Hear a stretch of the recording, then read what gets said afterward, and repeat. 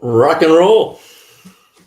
All right, guys. Welcome to Boss Talk. This is the Hobie Bass Open Series anchored by Power Pole, and we are gearing up for the final Open of the season. I mean, 2020 has been a wild year, but we've made it. We've got 8 events down. We've got almost all of our qualifiers locked up, but we've got one open event left, and we are going to Gadsden, Alabama, and we are fishing the upper Coosa chain. Now, I want to talk about that for a second, and then I'm going to introduce my friend over here on the other side of the screen. But we are going to the Coosa chain. The Coosa chain is a series of lakes. There are dams all up and down this river that create different impoundments, and we are fishing 2 impoundments in the flows in between those two. So I know that the Coosa chain can mean a lot of different things to different people based on where they're from in Alabama or what experiences they've had in the area. But we are focusing on the upper Coosa, and we are going to be fishing Lake Weiss and Lake Neely Henry. And, we'll dive into some of the details of that here in a little bit. But those are the 2 legal fisheries for our event.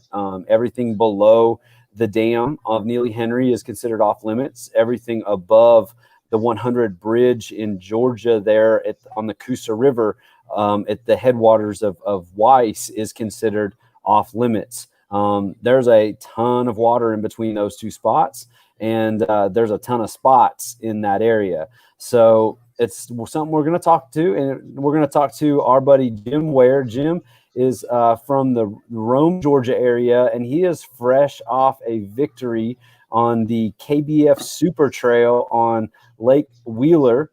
He is no stranger to the Tennessee River and other river systems in that area, and we brought him on to talk about the area a little bit and kind of just help prepare people that have never been to these waters, just kind of give them a little heads up, some hints, maybe some things to make them hit the ground running and feel comfortable about coming to this event. Because let's be real, like, we're a week away.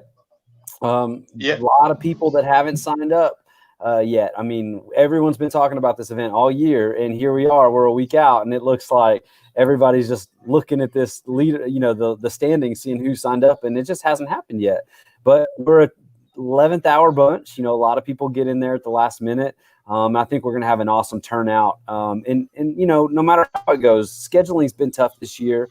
Some anglers are just not able to take the time, or they're conflicting with other events. We're going to have a great time. We're going to qualify 3 anglers for the Tournament of Champions in Knoxville, Tennessee, which is next month or November. And we're dishing out some valuable Angler of the Year points. So I know Jim's fished a couple events with us this year, but I don't know that they've gone the way that he really wanted to. So I think you're looking for one of those top 3 spots to hit that automatic qualifier to the Tournament of Champions. Yeah, that's what it'd take for sure. Seminole didn't work out for me, and Yeah, I'm going hard at it this time. Well, you always go hard at it, buddy. We appreciate your grind. You've been around for a while in our sport, and we're very happy to have you on here tonight.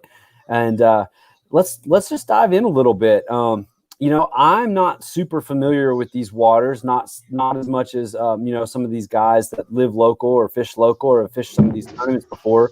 So, I'm going to be kind of in the background a little bit, talking tournament logistics and stuff like that. But I want you to just dive in on Okay. breaking that. Let's start up top. Start at Weiss and kind of let people know what they're going to dive into, and then let us know what you know about Neely Henry, and don't give it all away. I'm not. Don't do that, but definitely help educate us on this awesome fishery that we're going to hit. Well, first off, I'm not with Neely Henry. I'm lacking there. I hadn't fished it but a couple of times. But I've fished the Coosa River starts here in my hometown of Rome, and both rivers that feed it to Etowah, Noosanal, I've fished them since I was a kid, and all the way down to Lake Weiss. But you've got a lot of backwaters on the Coosa up here. Starting at Brushy Branch, there's quite a few sloughs off the main river in that Georgia side of the Coosa that hold fish, and then all the way down into the entire Lake Weiss. And it's a really big lake, mainly shallow water. It's what it's it's going to be a shallow water deal, I predict. They pull that lake down for winter pool every year, and right now it's being drawn down. I was down there the other day. It's about 2 foot lower than a full pool. At least that's what it looked like to me. So that there's a ton of shoreline grass. It's willow grass, Weiss grass, what people here call it. And I don't see that being too big of a, it's going to be probably most of it's going to be dry or just inches deep around it. But there's lots of stump beds. They before they built the lake, they cut a ton of trees out and left the stumps. That's a big plus. If you can find those, that'll help you out a good bit. That seems like the upper river part of Lake Weiss. Along the channel there's a lot of submerged logs. It gets washed down in floods. So the upper end's got some offshore structure on the river channel out there that can be tapped into. The main forage here is going to be threadfin shad, and that's what everybody knows. That this time of the year, that's what fish are doing. They're feeding up, and you find the shad and some cover, you're probably gonna find some fish. Let's talk about that. Let's dive into the fish real quick. So, I mean, when anglers all over the country, when they hear Coosa River, they think Coosa spots. Yeah. So talk to us a little bit about that, but also talk to us about the largemouth fishery too. Yeah. There's some really big spots in Lake Weiss and in Neely Henry. I know there's people that caught some big ones down there. 5-6 pound fish. I'd say what I would consider a really good spotted bass, 4 pounds. 19-inch. That's a good one. You get one over 20, and that's. But there's a lot of spotted bass.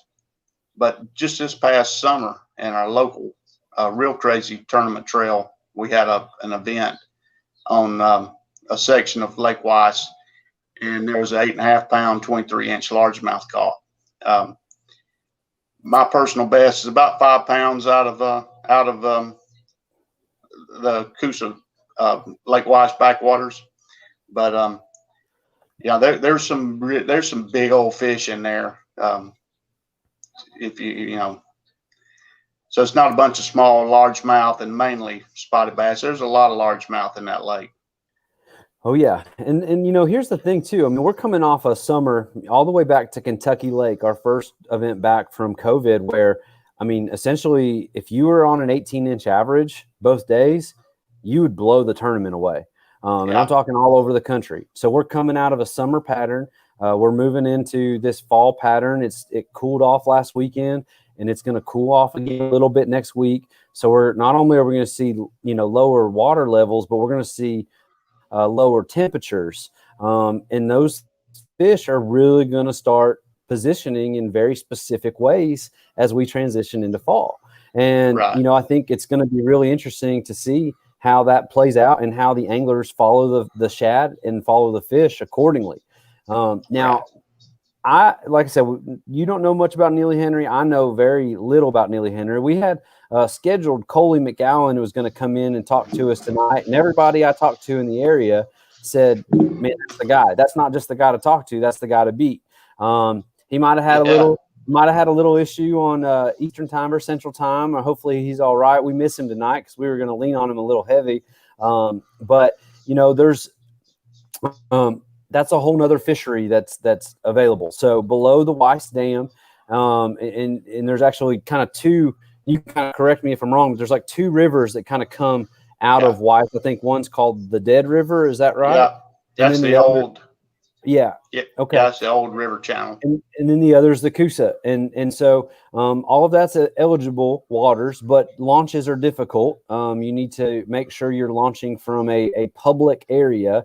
And then I also want to touch base on kind of some of our shallow water rules. So in our rules, it says that you cannot launch or fish beyond the last shoal. Now, what I consider a shoal, and I'm the tournament director, is an impassable area on a creek or a river.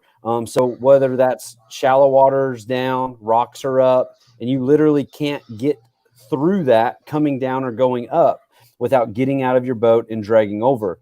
We don't allow portaging. We don't allow getting out of your boat during a tournament. But if the water is high enough or your boat allows you to pedal or paddle above, areas, those are still legal areas. So essentially the shoal that is the boundary is an impassable area on any of the headwaters or creeks feeding these fisheries. There is a dam on Terrapin Creek. You are not allowed to launch or fish above that dam. There's also a bridge on Terrapin Creek that does not have any public access. So I wanted to just be very clear about those two things. And if anybody has any other specific questions, please reach out to me directly. I take the boundary stuff very seriously, and I want you to make sure you're legal. I want to make sure you're legal on the front end without getting personal eyes on the fishery until probably Wednesday. It is, that's kind of what I'll have to evaluate outside of reaching out to some of my local connections in the area that have kind of helped along the way. But that is, if you read those rules and understand kind of what the goal of those type of boundaries are, then I think we're all going to be playing on a the same track, and we're all going to be under the same set of rules. But I do want people to understand that just like in a professional bass boat tournament, the type of boat, the type of motor you have affects your performance and where you can go and how you can get there. It's no different in a kayak tournament. Certain boats have different amenities that allow you to cover more water or have more storage or have more speed. Other boats are lighter and are more versatile and allow you to access areas that maybe larger boats can't get into. On the pro circuit, John Cox has kind of made his living fishing out of a specific style boat that gives him major advantages in some areas, but it also shows that he has no disadvantage in other areas in his craft. It's been something fun to follow, and I think you can look at that in the kayak world too. There are boats that have advantages in some capacities and others have advantages in others. And the boat that you have pretty much dictates how you can fish an area or where you can fish. So I hear from people, hey, I can't get my boat in there, but someone else could. Well, his boat allowed him to get in that area, whereas that other one didn't. And so that's something to consider. But I just want it to be clear is that, the way our boundaries are, it is if your boat can pedal or paddle into an area, and every boat's different and everybody's physical abilities are different, that is kind of where that boundary is set. So with all that said, there is a ton of water that we have available. I've had multiple people reach out about just, hey, this is a lot of water. Where do I start? And I just, I kind of just say, look at it as two lakes. You got two lakes and you can find the headwaters. And I know those lakes look kind of rivery, especially the way Neely Henry's set up in the upper stretch. You look at it, it's kind of rivery. It's very thin when you're looking at it on a map. Not so narrow when you're there in real life. It's a little more water, but there is a ton of water there. Don't necessarily be intimidated by the amount of fishery of opportunities. That is essentially an opportunity for you guys to spread out, to not be on top of each other, to not deal with extra pressure, and to find the bite and the fish that you need to do well in this tournament. Right. So, well, Jim, what else would you say? So as far as bait wise, I mean, obviously we're jumping into fall and there's some tried and true things that, work every fall, pretty much as good as they did the last fall and as good as they did 50 years ago. But right. When you go into an event on this fishery and it's October and the water temperature's coming down, what are some staples that you'd have to have with you to make sure you're putting fish in the boat? Buzz bait, spinner bait. I'll have a chatterbait tied on, square bill, and then a Texas rig creature to toss in the blowdowns. I'll have 10 rods, but I'll only need 4. Hey, man. Hey, how's it going? Welcome. Good. Welcome, Coley. Sorry it took me so long.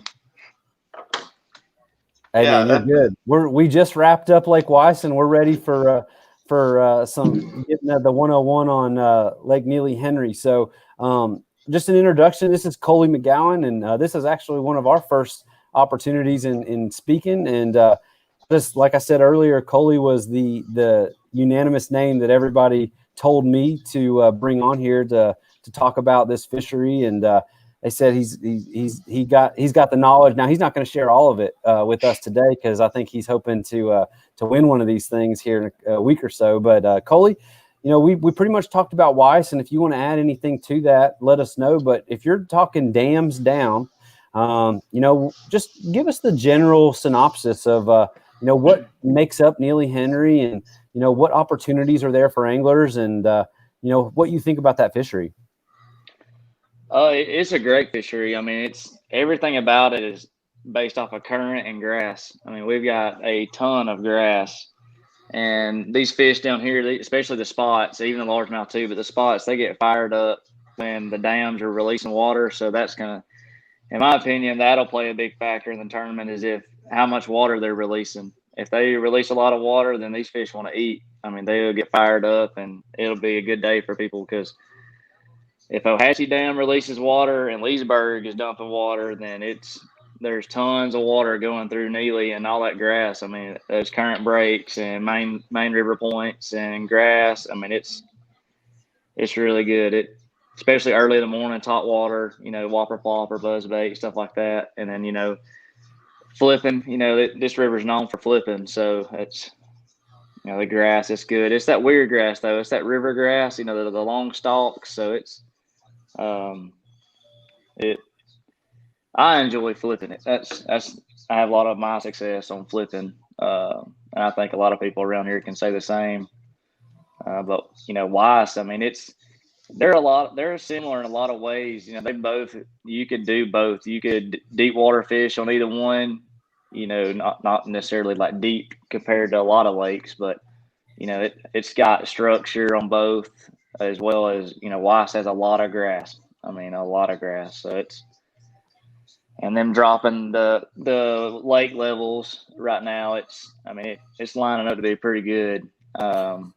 So let me ask that real quick. So if you're coming in from out of town, when on Tennessee River, we'll get on the TVA app and look and see what lake levels are, or what discharge levels are. What do you use as a resource to know kind of if they're going to pull, or do they tell you ahead of time, or is there kind of run us through that on the dams on Coosa chain if you're just not familiar with it.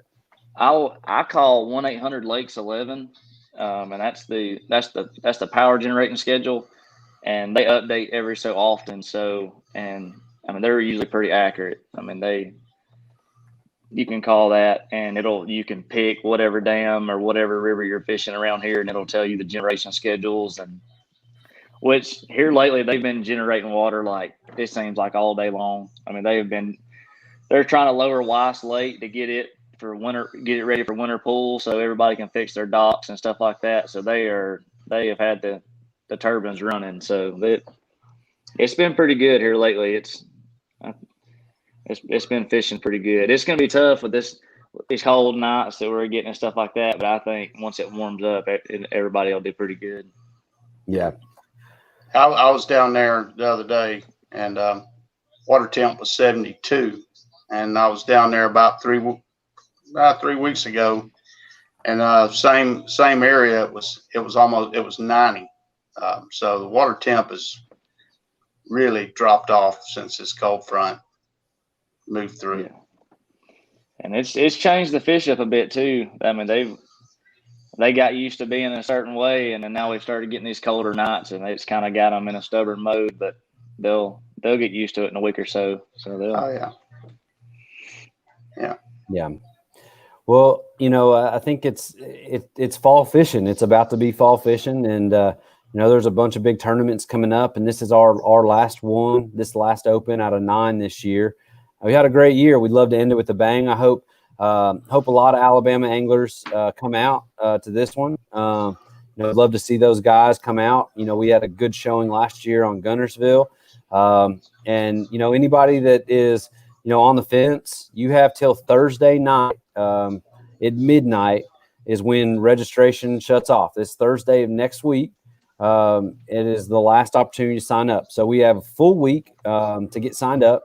If you're coming down for the national championship and you don't want to, get on Guntersville during the elite tournament and the Spro tournament, and you want to go catch a bunch of big spots, come on out for a couple days, maybe get qualified. We're going to have some big dollars with this one. And, the more the merrier in our series. We'd love to have a big, tournament. This is the first national kayak tournament that Gadsden has hosts, or these two, fisheries have had. A lot of state tournaments, a lot of club tournaments have been on these fisheries over the years. But we want to, put it on the map from a national standpoint. And there's no better way than having some local anglers join our amazing field of traveling anglers from all over the country that are coming in to fish this one. So go ahead and get on Tourney X, get signed up. And that way, as things, change, or if anything pops up over the next week, I have the ability to kind of email and communicate with all of those signed up anglers. If you're not signed up, I can't communicate with you. I don't know if you're coming or not. So the other thing that we want to talk about real quick is just kind of the protocol. We're still operating contactless. We will do a drive-through board check. We use a metal catch board. I will have a few available for purchase on Friday night. We'll also have Hobie B.O.S. t-shirts and hats and tourney tags available for purchase at the drive-through check-in. That is going to be at the venue. It is a spot right there on the river, right there by B-Dubs. It's right there on that main strip. And it is we're just going to be using the parking lot. We'll drive through, we'll get your board checked, and you can drive on and get out of there. That's the last time you'll see me in person all weekend until we get to the top 10% on Sunday, and we'll do our awards. We're going to figure out exactly where the best place to do that is. It might be at the Coosa Landing, and that's a great place. If you're launching there or fishing in the area, just stop in at the Coosa Landing. Tell them you're fishing the kayak tournament, and they'd love to see you and talk to you. And they have a good, snack selection and some baits in there that can get you by in a pinch. So make sure you stop by and see those folks. And that will probably be in the area where we do our final day awards as well. So there's no meeting Saturday night. I'll pass out both identifiers on Thursday or on Friday night. You'll have a number on your day one, and then you will write a number on your day two. And that saves us all a whole night of trying to get back there and do the thing. There's no official check-in. on Sunday or on Saturday night, and just relax once you get your fish submitted and get off the water. All pretty much all of our rules apply until you're back to your truck. And so we do kind of expect our anglers to, obviously you don't have to be back at your truck at 3 o'clock or 4 o'clock. But you do have to have your fish submitted at a specific time. But the rules still apply as far as, you getting your in and out of your boat after your fish are submitted. You all of the areas that you're fishing and moving through, you can't get out of your boat to get your boat back upstream or to get it downstream. The waters you're fishing have to be pedal or paddle accessible only from where you launched and where you're taken out. So if anybody has any questions about that, please let me know. And like Coley and Jim have been saying, I mean, the water levels are going to change. It can fluctuate. An area that you pre-fish on Thursday might not have the same flow rolling through it Saturday morning. How different can that be, guys? I mean, what could somebody expect? I mean, I know you can't predict the generation schedule, but you guys have fished similar fisheries or those specific fisheries, and you saw it the day before, and now you're out there on tournament day and the conditions are different. How drastic can it really be? It can, at Lake Wheeler, the same thing happened to me. They were pulling a lot one day, and the fish were in one part of the creek, and then the next day they slowed back and they moved. I had to find them again, but the same thing's gonna, it's gonna happen there. It'll position the fish in different places. If they're not pulling a lot, the fish will spread out. And if they are pulling, they'll set up on ambush points. That's from my experience. Yeah, as far as water levels though, Coley, what would you if somebody might find themselves in a river section, what could they experience on a day if it's a heavy flow or maybe a lighter flow? How's that going to affect their ability to cover water and maybe get to their takeout spot in a reasonable time? The further the river section between Weiss and Neely, it probably gets affected the most by the water because you've got a floodgate and then you've got the turbines on Leesburg. The lower section, not so much, down towards Lake Shore and Greensport and Canoe Creek. That section of Neely doesn't get affected as much because it takes it so long to get downriver, and the water tends to back up in Minnesota Bend. The water just can't make that curve all at once. So usually that from the Gadsden City boat ramp up gets affected, what I would say gets affected the most by the current.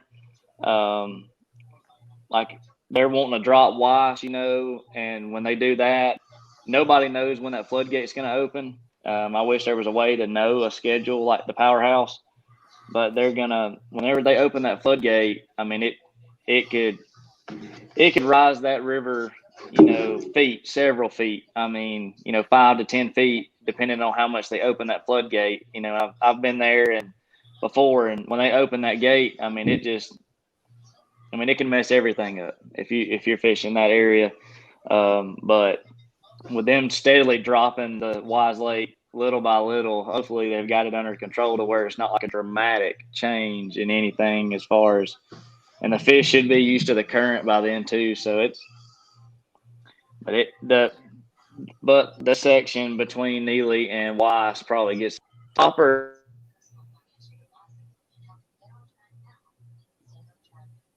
Uh-oh. You there, Coley? Did I lose you? Yeah, we lost you for a second. You were, I think you were just wrapping up, and it went silent on us.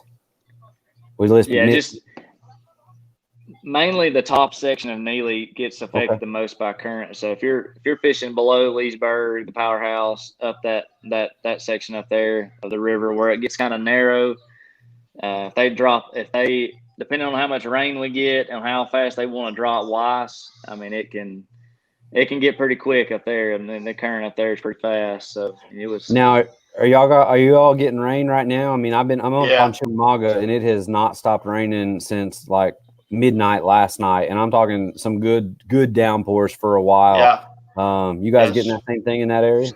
Same here. Yeah, same here. It's been raining nonstop. The upper end of B.O.S. up in Georgia, the river section, like he's talking about, you've got two dams, the Carter's Lake and then Lake Altoona, one on Noosa, the other Etowah. That section of the river is seriously affected by what they're letting out. And I mean, you know, it may be green and it's not never going to be clear, but it may, you know, the water may look good, and then you know, in a few hours it's muddy. It's, you know, super muddy. So that section of the river gets really affected by those two dams most. Okay. Rain too, yeah, and it'll get swift. It's not dangerously swift, but it'll pick up bad. Yeah. Well, Coley, I know you said that you like to get your, like, you like to flip, and that's kind of how you like to do a lot of your stuff out there.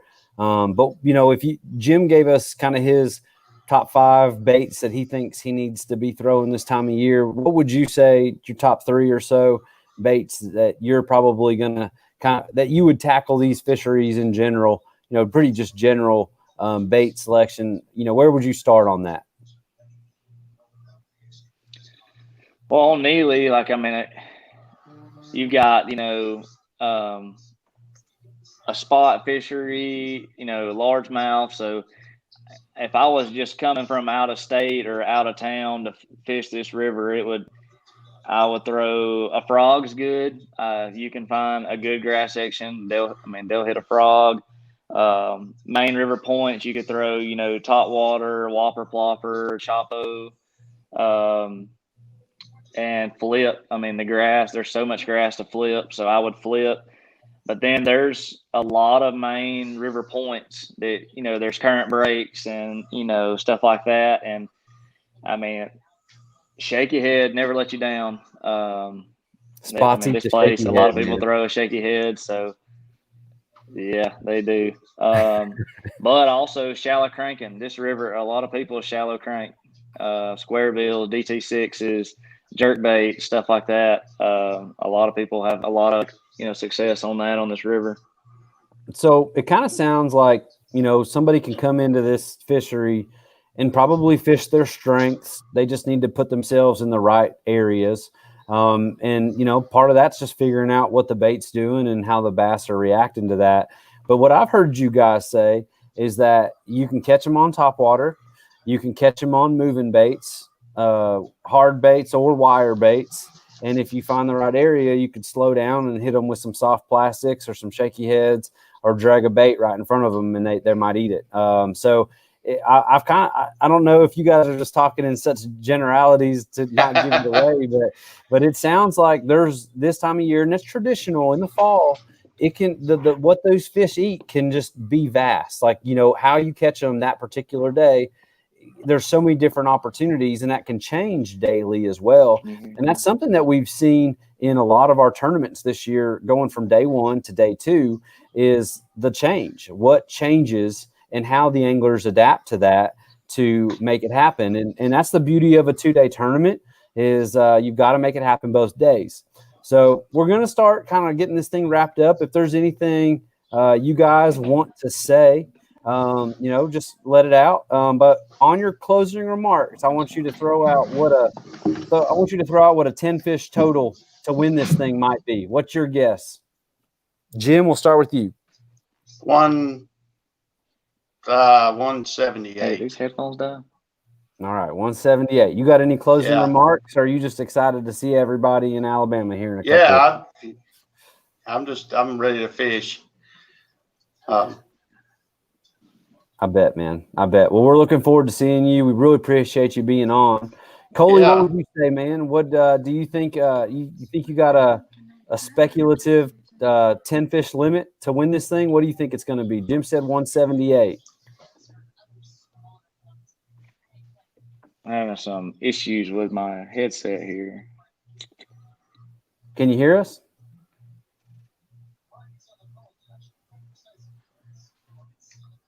he's going to put up about 200. How do you, All how do you right. check to see?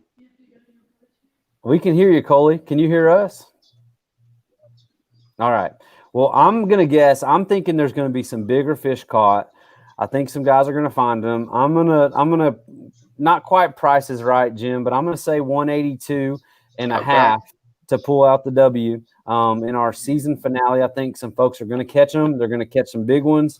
And somebody's going to get on them, and they're going to be in that 18. They're going to be in that 18-inch range. So can you hear us now, Coley? You there, bud? I wonder if you disconnect him, if you'll just be able to hear it through your. All right. Well, we're going to go ahead and kind of move forward on this thing. Jim and Coley, appreciate you guys coming on. We are so excited to wrap up this tournament series and move into our championship in Knoxville, Tennessee here in just a few weeks. This has been an exciting year. And we can't wait to end with a bang in Alabama, one of the best states to fish bass in all over the country. Once again, this is the Hobie Bass Open Series, and we are anchored by Power Pole, and we can't wait to see you guys in Alabama. Go ahead and get signed up. We're going to have a big one. It's going to be a lot of fun. Thank you guys for being with us tonight, and we can't wait to show this thing off to Alabama here in a couple days or a couple weeks. So thank you guys. Yeah, man. See you, AJ. Yep.